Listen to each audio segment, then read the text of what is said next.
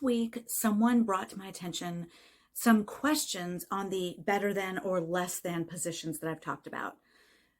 Keep in mind, inherent self-worth is this circle in the middle. Inherent self-worth is I have worth because I was born. I stand equal to all, eye to eye and toe to toe. I am not better than others. I am not less than others.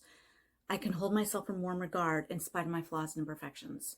That is inherent self-worth that comes from the inside. And it's just because we were born. So this week, someone asked me, what about bigger stuff, such as my best friend betrayed me, or my husband left me, or my husband had an affair? Are you really telling me to not go into a better than or less than place? More so a better than place. How do you not go into a better than place when you're up against these kinds of dynamics, let's say?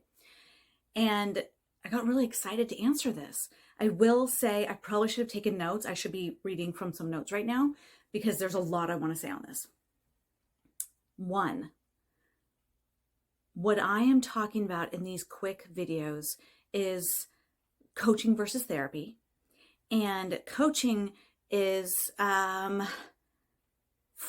to 8 to 12 laser focused sessions on this better than or less than concept and what is getting in your way, what are your roadblocks, and how do we move forward.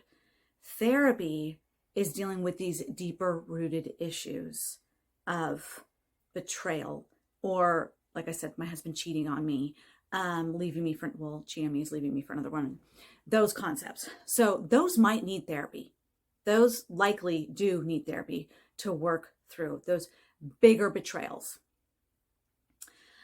which I'm going to get into more detail on. Secondly, I want to emphasize that this is a huge lifetime shift in the way that you're thinking about things. So no, you will not be able to come out of the better than or less than instantly. Well, in the moment, you can do it instantly. That's not true.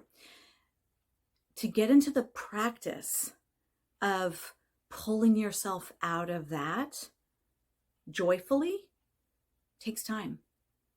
Learning a new skill in adulthood takes 3 to 5 years. I am much better at pulling myself out of the better than now than I was back in 2016 when I first learned this model. This does take time, effort, and practice. The good news is even doing these skills poorly is more than you were doing before. It's an improvement. The bad news is, like I said, it takes time. So yes, it's doable. It's just going to take you a long time to do it, right? It's going to take you a long time for it to become more habit. The next thing I want to add is that I think I've said this half joking, half not in other videos. Sometimes the other person deserves our contempt, deserves our judgment, or so we think. When we're in that spot, and the person who was questioning me on all this, which again I loved, she was like, "I love your example of the car driving because that's a really quick and easy one." So my example of the car driving is that if you're on the freeway or highway, depending on where you are geographically, and here in Boston we call it a highway, in California where I grew up we call it a freeway. But if you're on it and someone cuts in front of you and then lowers their speed, they deserve contempt. They absolutely deserve all the contempt you're going to give them. Contempt or judgment. The point I make to my clients and that I live in my own life is that you don't deserve to have that within you anymore. We don't step out of the contempt for the other person. We don't do this for the other person's benefit. We do this for our benefit. You don't deserve to have judgment and contempt living within you anymore. So that is one of the reasons why you want to work to get onto this path, not for the other person. And the more egregious the behavior, the more you feel justified and vindicated being here. You're still living with it though. I know there's a sentence that people say of like holding a grudge or being angry at someone is like you drinking the poison and expecting the other person to die. That concept, that statement, that story never really resonated with me, but that's really what this is. I don't need to have the contempt within me anymore. I am stepping out of a judgment, out of a contempt lifestyle, a contempt cycle, right? And as I've said, the way out of contempt is, let's say my best friend betrayed me. She matters too. That's how I get back into my healthy center of equality, this inherent self-worth, is I breathe her up and I breathe me down at the same time. So the way you get out of the up is the other person matters too. And this takes so much practice and so much work. And again, you might need therapy for it. There might be deeper rooted issues. So I want to make sure I've covered all my points. Like I said, I didn't take notes. So one, you might need therapy because it might be deeper and more long-term and you want to really dig in and spend more time getting to it. Two, you want to step out of the contempt cycle for your benefit, not theirs. Three, this takes time, 3 to 5 years. And I think that might be all. Those were the big ones. So where I said I would come back to the other person deserves it, I want to emphasize I'm on this journey with you. Yes, there have been wrongs in my life as well.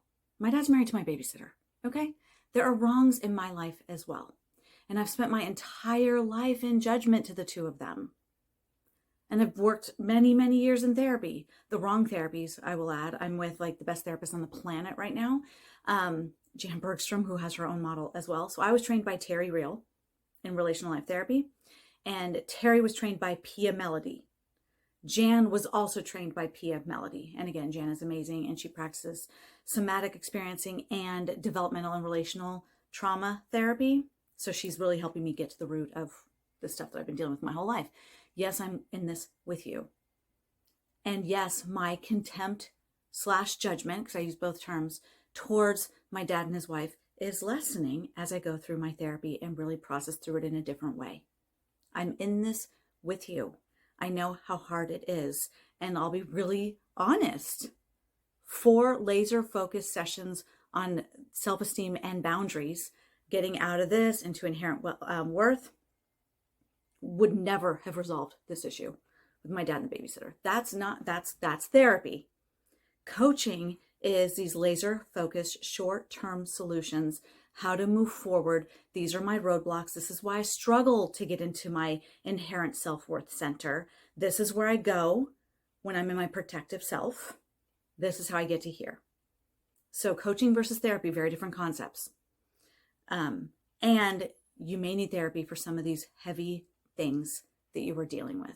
So please find a qualified therapist for that. And call me for either one. Actually, you can call me for the therapy. You can call me for the coaching. I do both.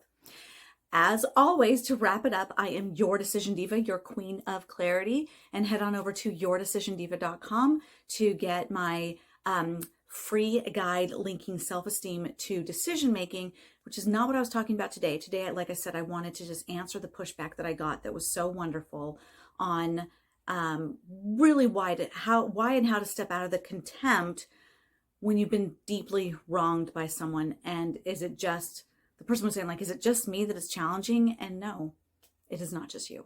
It is all of us, and it is well worth the effort. Till next time.